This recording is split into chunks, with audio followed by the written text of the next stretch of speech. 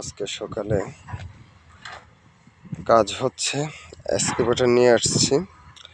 এখন আমার সাইটে এক্সকাভেটর নেওয়ার জন্য এই রাস্তাটা মেরামত করা জরুরি।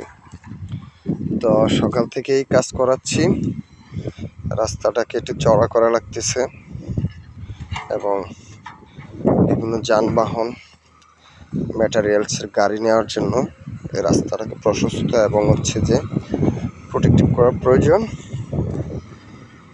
তো এটা হচ্ছে প্রথম ধাপের কাজ আমার।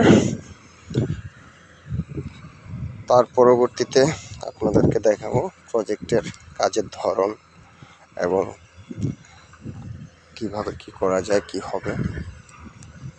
তো কাজটা আমরা এই সিজনের মধ্যে শেষ করার জন্য একটা টার্গেট নিয়েছি।